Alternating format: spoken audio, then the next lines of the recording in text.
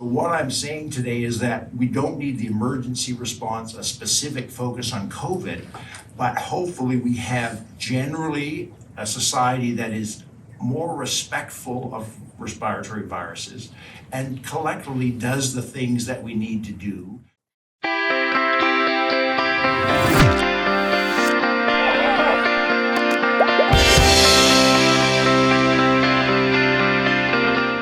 Hi, and welcome back. I've had a bit of time away, and I really am grateful for you and your attention. Thank you so much for tuning in. This is Thinking Out Loud, presented by SaltWire. And I wrote an opinion piece just last week thinking, how could I miss the WHO saying, the global pandemic, for the most part, is not a global concern right now? It didn't say COVID was gone. And a similar announcement came from the province of Nova Scotia. And you can read this story at saltwire.com.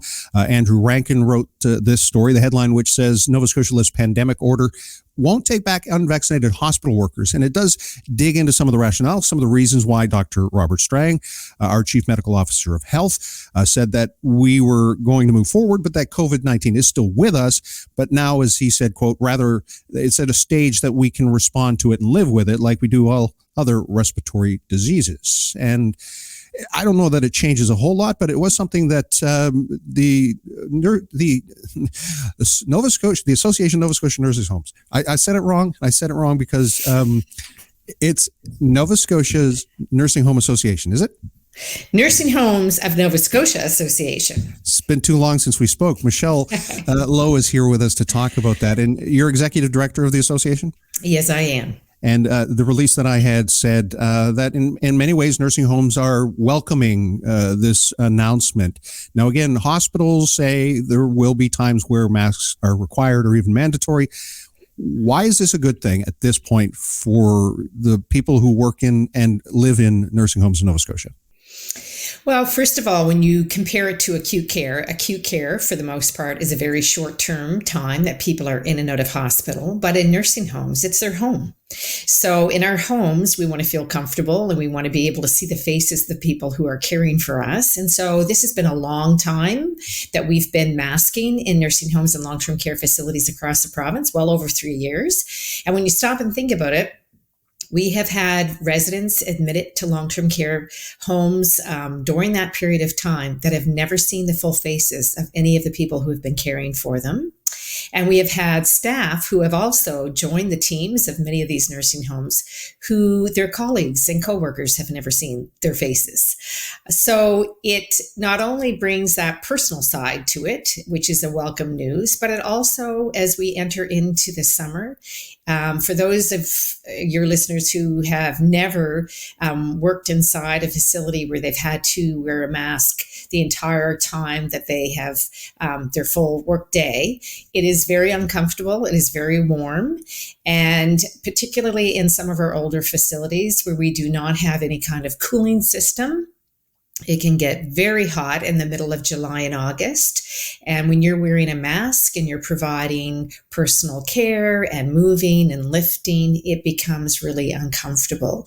And so our staff, families, residents are certainly welcoming the news. Now, I had occasion to visit someone in a long-term care facility in Lunenburg a few weeks ago, and the facility had a notice saying there'd been a COVID outbreak and that masks were required by anyone coming in to visit. And I'm assuming that when Dr. Robert Strang says, COVID's still here, it's not gone away, that given the history and what happened at the beginning of the pandemic with long-term care facilities, that's still top of mind. That's still important. How do you then, balance those two things that we just discussed? That's true. There are still COVID outbreaks in long-term care facilities across the province. That has not stopped.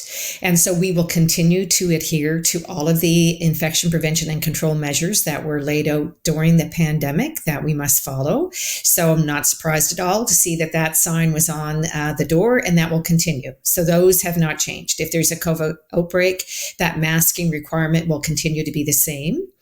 And so when we look at how the other things will change within the facility, as of yesterday, we had facilities, homes that have lifted the masking mandate. So that was welcome news. But they are still working through the process of what it means with the vaccination policy and where they will determine based on the guidelines that have been provided by public health, what situations will require masking. So point of care assessments, if there's a suspicious, case or symptoms with a resident, masking would be certainly required. So they're still working through the nuances of all of that. But it continues to be masking when there is a COVID outbreak.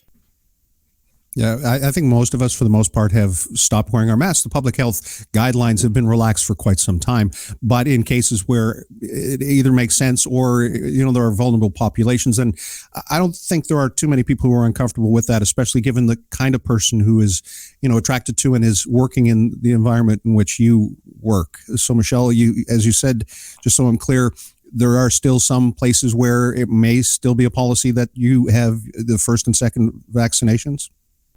Yes, so that's the piece that we're working through. If, certainly it's, as public health announced yesterday, Dr. Strang announced that vaccinations would not be required, and that, we're moving on from that, and that there is a fair amount of natural immunity that has occurred in our communities. And so long-term care administrators and their teams are working through that, because throughout the healthcare system, there were certainly staff who chose not to be vaccinated at the beginning of the vaccination campaign.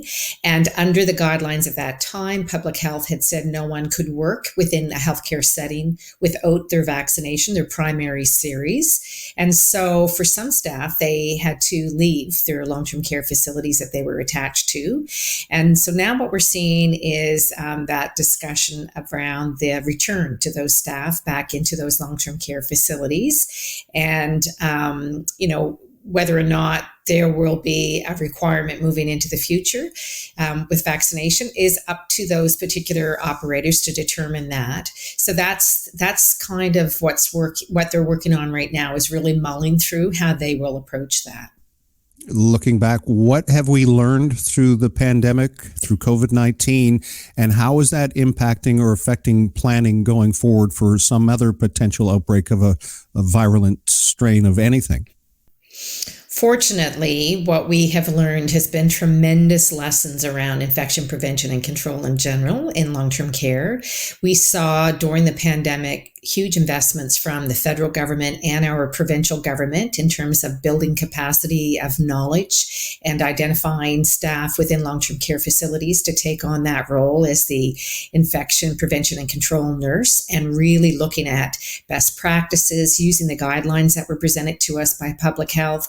We had members from the IPAC team, the provincial infection prevention and control team, doctors and nurses coming out to all of the facilities. Many of them were visited at least twice during that period of time to have their practices monitored and any suggestions and recommendations put forward.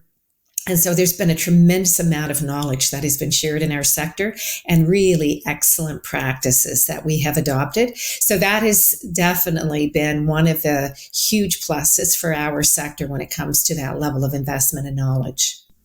And given that, how do you think history is going to judge the reaction? Was it too much, too little, just right? How do you think that will look in another 10 years, 20 years, 50 years? It's an interesting question. I would say, certainly we've learned a lot, and you do the best you can at the time. And that certainly was the case in long-term care. What I think it will show in history is that the lack of investments over decades and underfunding in long-term care exposed those gaps during COVID. It shone the spotlight on those gaps and what happens when you don't invest in, the healthcare system as we saw it. So that certainly would be a takeaway. And we are seeing, from the provincial and federal government, investments that have continued to be made in long-term care. We're not where we need to be yet, but we certainly are making great progress in building knowledge and capacity and giving our long-term care facilities the tools that they need to be able to provide the best care that we possibly can. So there's still investments that require, but I would say looking back, 50 years from now, people think, why did they get themselves to a situation where they just couldn't respond as effectively as they wanted to? And that was simply because we didn't have the tools or the investments at that time. And successive governments have been asked to increase the number of long-term care beds, and we know that has been, it's created terminology about bed blockers or people who are waiting for an opportunity to be admitted. And current government has made announcements. Will this happen quickly enough? I'm curious from your perspective as the executive director of the Nursing Homes of Nova Scotia Association. I would say that we certainly are seeing some great investments in beds. We have 27 facilities that are underway at different phases in terms of new buildings. We meet on a regular basis with those particular facilities and share lots of great knowledge around the design and the process moving forward. So we're really pleased to see that level of investment by this government. The other thing, though, I think that's really important is that we need to identify that long-term care facilities in their community are more than just a home for those who require that level of care. They are an opportunity to be that hub of specialized resources that can be offered out into the community. So respite care for the day, adult day programs, and we have staff who have really, specialized skills around dementia care, responsive behavior.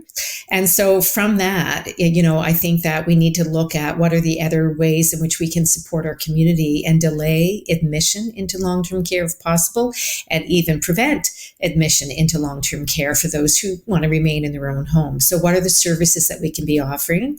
And we certainly are seeing from this government, they are looking for innovative responses, and we're seeing funding, for instance, with the restorative care, people who are in hospital who are waiting to go home.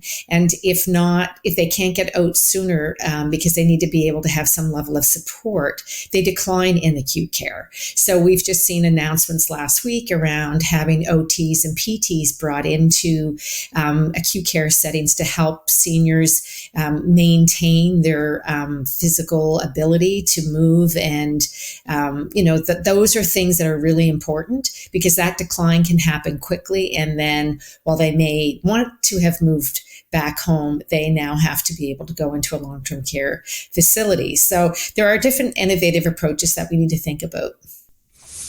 So much of the conversation over the last few years has been focused on the pandemic. I think now we have an opportunity, as you say, to do better and to learn from where those shortcomings were. So Michele Lowe, I always am grateful for your time.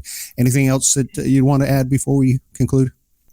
No, just to say that, again, while we are taking masks off in long-term care facilities, there will still be questions asked of people, passive questions, I guess, on signs as they enter into facilities. That if you're not feeling well, if you have any signs or symptoms, please do not come into a long-term care facility to visit with someone if you're not feeling well, because that's how things spread, right? So, yeah.